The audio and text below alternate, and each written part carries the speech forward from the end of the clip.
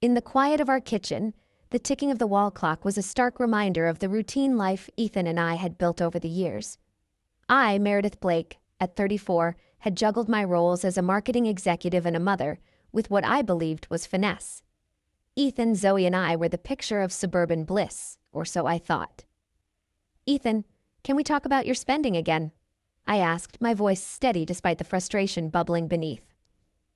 He looked up from his phone, his brow furrowing. "Meredith, you're not going to start this again, are you? It's just a few bucks here and there." "It's every month, Ethan, and it's not just a few bucks." "I'm worried," I pressed on, trying to keep the peace. Ethan sighed, setting his phone down with a theatrical flourish. "Look, I get it. You're the one with the big job, the big paycheck, but can't a guy enjoy life a bit? It's not like we're struggling." I bit back a sharper retort, choosing my words carefully. "I'm not saying you shouldn't, but maybe focus on that promotion you mentioned. We could really plan for the future then." He chuckled, a sound that once charmed me but now felt hollow. "Always so serious, Meredith. Fine, I'll focus on the promotion. Happy?" I wasn't, but I let it slide. Again, our life continued in its usual rhythm until that fateful sunny morning. Ethan and Zoe, my heart and soul, were off for a day out, leaving me to my weekend workload. Waving them goodbye, I felt a twinge of guilt for not joining them, but pushed it aside. Work was my excuse, my shield. Then came the call that shattered everything. "Mrs. Blake?" An unfamiliar voice, somber and heavy, broke through the silence of my home office. "Yes, speaking. Is everything okay?" My heart raced, a premonition of dread settling in. "I'm afraid there's been an accident involving your husband and your daughter," the voice continued, and the world around me blurred. "What? How? Are they okay? Please tell me they're okay." Panic clawed at my throat, each breath a struggle. "Your husband sustained minor injuries, he's stable, but your daughter? She's in emergency surgery, it's serious." Emergency surgery. The words echoed in my mind, a relentless torment. I couldn't breathe, think, or move. Zoe. My vibrant, sweet Zoe, in surgery because of what? An accident? How? I stumbled through the motions, informing my boss, driving to the hospital, a numb automaton driven by a single thought: Zoe. The hospital was a blur of white walls and hushed voices. I barely registered the words of the doctors, the sympathetic glances of the nurses. All I could focus on was the door to the operating room where my daughter fought for her life. And then my phone rang, a jarring melody in the silence of my despair. Glancing at the caller ID, I saw it was Ethan's parents' number. "Hello." My voice was a whisper, the effort to speak monumental. "Hey, Mom," chirped a voice, bright and unburdened. Zoe's voice. Confusion reigned. "Zoe? But how? You're supposed to be in surgery?" she finished, her laughter tinkling through the line. "Nope, I'm at Grandma and Grandpa's. Dad dropped me off this morning. Didn't he tell you?" The room spun. If Zoe was safe, then who was in that operating room? "Zoe, honey, I have to go. I'll call you back, okay?" "Okay, Mom. Love you." "Love you too," I whispered, the words heavy with a confusion and relief so profound it hurt. I turned back to the hospital, to the chaos of emotions waiting within. The mystery of the girl in the operating room loomed over me, a shadow threatening the very foundation of our lives. As I stepped back into the sterile light of the hospital, I knew one thing for certain: our lives would never be the same again. As I navigated the corridors back to the operating room, the pieces of this perplexing puzzle refused to align. The revelation that Zoe was safe, miles away from this sterile environment, offered a breath of relief smothered by a new, growing dread. Who, then, was the girl lying vulnerable on the operating table? I found Ethan in a private room, his injuries seemingly minor. The sight of him, so carefree amidst the chaos, ignited a fire within me I hadn't known existed. "Ethan," I began, my voice calm but cold, "if Zoe's with your parents, who was in the car with you?" Ethan's expression faltered, the carelessness giving way to panic. It was just a friend of Zoe's. We were giving her a lift." "A friend?" I echoed, skepticism lacing my words. "And her parents? Were they aware she was with us?" He avoided my gaze, his discomfort palpable. "Yes, of course, I called them. They know." The lies were too thin, too fragile. My heart raced, not just with anger, but with a sense of betrayal so deep it threatened to engulf me. "Ethan, I need the truth. Now," I demanded, stepping closer. He winced, the facade crumbling. Okay, it was Hannah, Zoe's classmate. Her mom and I, we've been..." the confession hung in the air, a tangible, suffocating fog. Ethan's affair, hidden beneath layers of deceit, now laid bare. But it was the casualty of this illicit connection that shook me to my core. You risked our daughter's safety, our family, for an affair? My voice was a whisper, a mix of disbelief and fury. Ethan's attempts at justification were drowned out by the roar of betrayal in my ears. I left him there, in his room of lies, the weight of his deceit pressing down on me. My next steps were mechanical, driven by a need for confirmation, for truth amidst the web of lies. The hospital staff directed me to Hannah's parents, where I was met with a scene of despair. Hannah's mother, a woman I recognized from school events but never truly knew, was a reflection of my own turmoil. I'm Meredith, Zoe's mom, I introduced myself, the words tasting bitter. Hannah, she's in surgery because of Ethan? Her voice broke, a mirror to my heart. Yes, I had no idea about any of this. I admitted, the shame of my ignorance, a heavy cloak. The conversation that followed was a blur of apologies and assurances, but one thing was clear. Ethan's actions had consequences far beyond our family. The damage was done, irrevocably altering the lives of all involved. As I left the hospital that day, the clarity of my resolve crystallized with each step.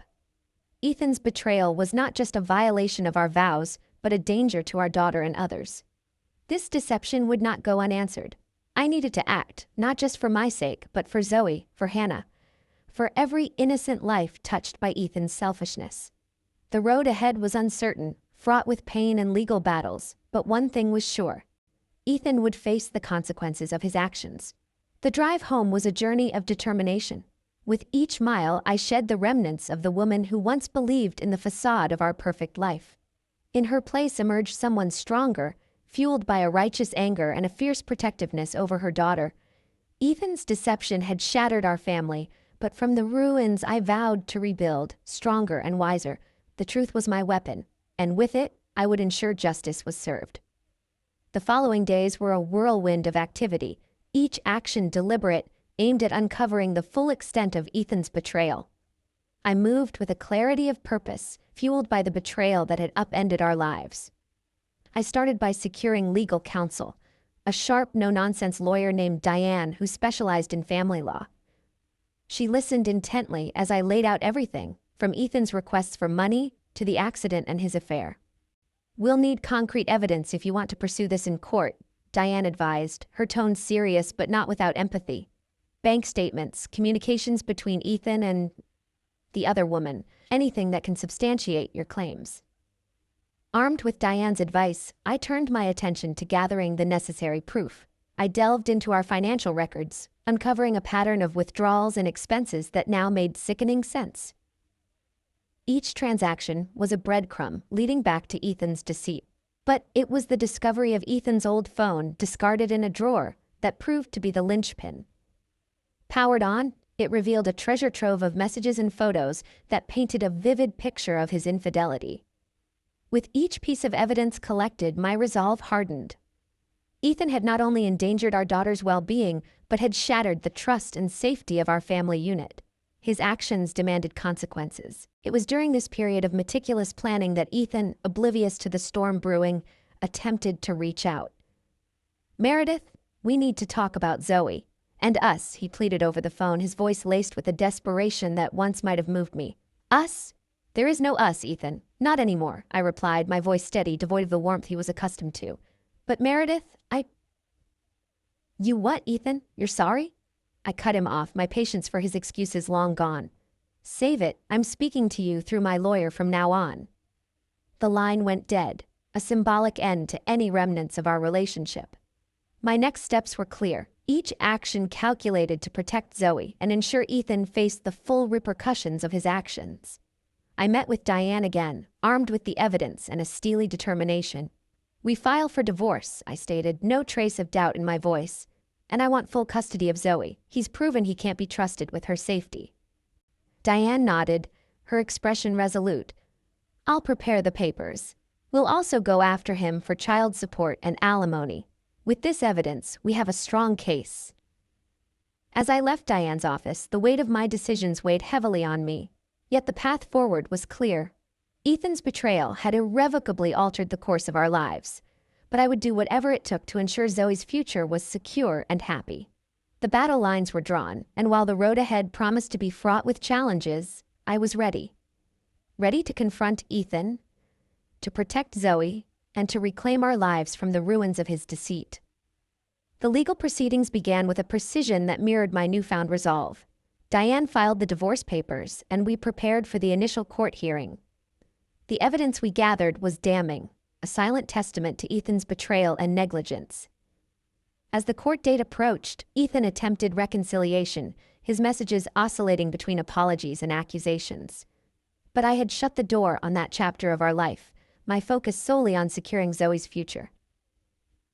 On the day of the hearing, the courthouse loomed large, a symbol of the justice I sought. Ethan was already there, looking diminished, a far cry from the confident man I once knew. "Meredith, please, can we not do this here?" he pleaded, his voice barely above a whisper as we waited outside the courtroom. "Do what, Ethan?" "Face the consequences of your actions," I replied, my gaze steady on him. "This is exactly where we need to be." He shook his head, the facade of contrition slipping as he hissed, "You're blowing this out of proportion. It was just a mistake." "A mistake?" The words were sharp, laced with disbelief. "You endangered our daughter, Ethan. You destroyed our family for an affair. This is the consequence of your actions, not an overreaction." Before he could respond, Diane appeared, her presence a calming force. "It's time," she said, ushering me away from Ethan and towards the courtroom. Inside, the proceedings were a blur, the judge's voice a distant echo as the reality of the situation settled over me. Diane was relentless, presenting the evidence of Ethan's affair and financial irresponsibility with clinical precision. Ethan's lawyer attempted to mitigate the damage, arguing for leniency and shared custody. But the evidence spoke louder than any of his pleas, painting a picture of a man who had not only been unfaithful, but had recklessly endangered his child. When the judge finally spoke, his words were a balm to the wounds Ethan had inflicted. "Given the evidence presented, I am granting Ms. Blake full custody of Zoe. Mr. Blake will have supervised visitation rights until further notice. As for financial support, given the circumstances and Mr. Blake's actions, he will provide child support and alimony." The gavel's finality marked the end of one chapter and the beginning of a new, uncertain path. Ethan's face, pale and defeated, was the last I saw before turning away, Diane's reassuring presence guiding me out of the courtroom. Outside, the air felt different, lighter, as if the weight of the past months had been lifted, if only slightly. The battle was far from over, but for the first time in what felt like an eternity, there was a glimmer of hope. Ethan's voice broke through the haze of my thoughts. "Meredith, wait, please." I stopped, turning to face him, the man I no longer recognized. "There's nothing left to say, Ethan. You have your consequences to face, and I have our daughter to protect." With that, I walked away, the echo of my steps a testament to the strength I had found in the face of betrayal. Ethan's attempts at reconciliation were left unanswered, a chapter firmly closed as I focused on building a future for Zoe and me, free from the shadows of his deceit. In the weeks following the court's decision, the reality of our new lives began to take shape. Ethan's fall from grace was rapid, his actions laid bare for all to see. The community, once a shared space of friendships and gatherings, became a battleground of whispers and judgment aimed at Ethan. I focused on Zoe, ensuring she felt as little of the fallout as possible. But children are perceptive, and she sensed the change, her bright demeanor shadowed by the events unfolding around her. It was during one of our afternoon walks, a time we had designated for open conversations, that Zoe's resilience shone through, her words cutting to the heart of the matter. "Mom, why is Dad not around anymore?" she asked, her innocent eyes searching mine for answers. I knelt down, taking her hands in mine, the weight of the conversation pressing down. "Honey, your dad made some choices that weren't good for us. Right now, it's important we focus on being safe and happy together." Zoe nodded, a maturity beyond her years settling over her features. "Is Dad sad?" "Yes, sweetie, he is.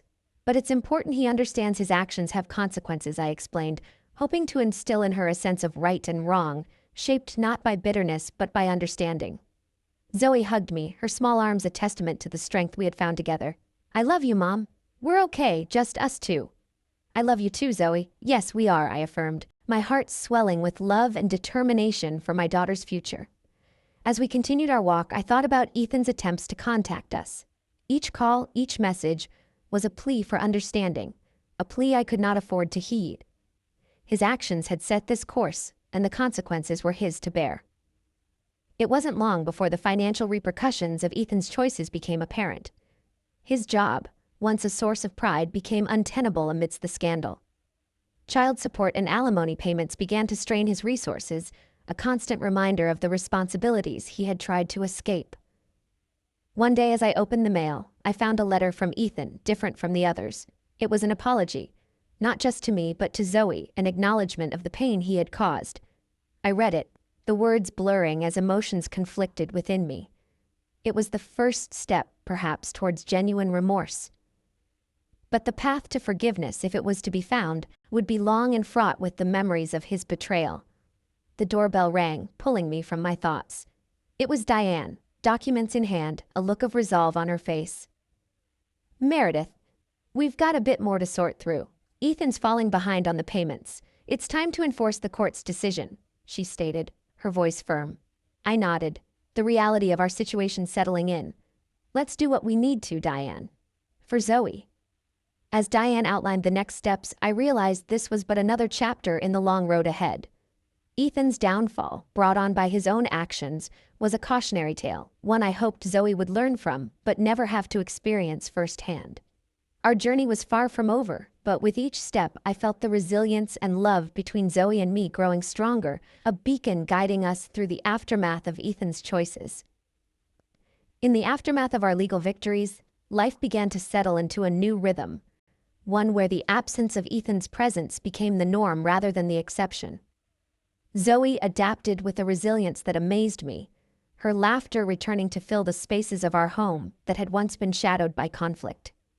It was during one of our weekend retreats, a small cabin by the lake where we'd found solace in the simplicity of nature, that Zoe broached the subject of her father once more. Mom, do you think Dad is okay? She asked one evening, the sunset casting golden hues across the water. I paused, considering her question. I think your dad has a lot of things to figure out, Zoe, but we've got each other, and that's what matters. Zoe nodded, a wisdom in her acceptance. I just wish he understood how much he hurt us, she said softly. Her words echoed my own sentiments, a reflection of the journey we'd embarked upon. Me too, sweetheart. But we're moving forward, and that's what counts.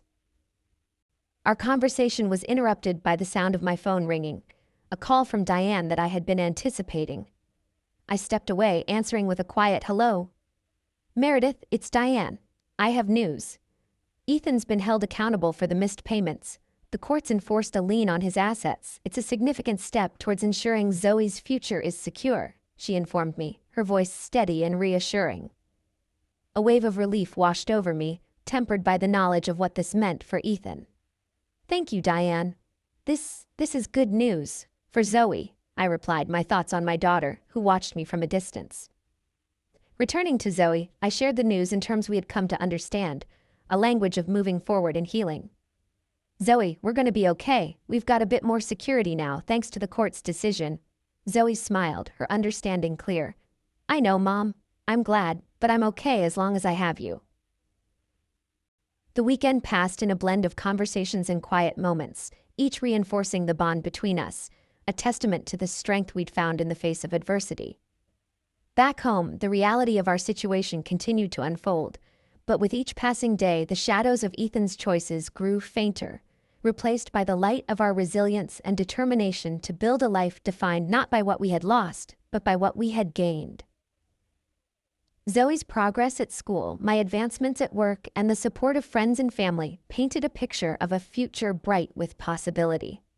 Ethan, for all the turmoil he had caused, became a footnote in our story, a reminder of the challenges we had overcome. As I tucked Zoe into bed one night, her words filled me with a sense of hope and purpose. Mom, we're like a team, right? Against the world? I smiled, kissing her forehead. Yes, Zoe, against the world and winning. Our journey was a testament to the power of love and resilience, a narrative shaped not by the betrayal we had endured, but by the strength we had discovered within ourselves.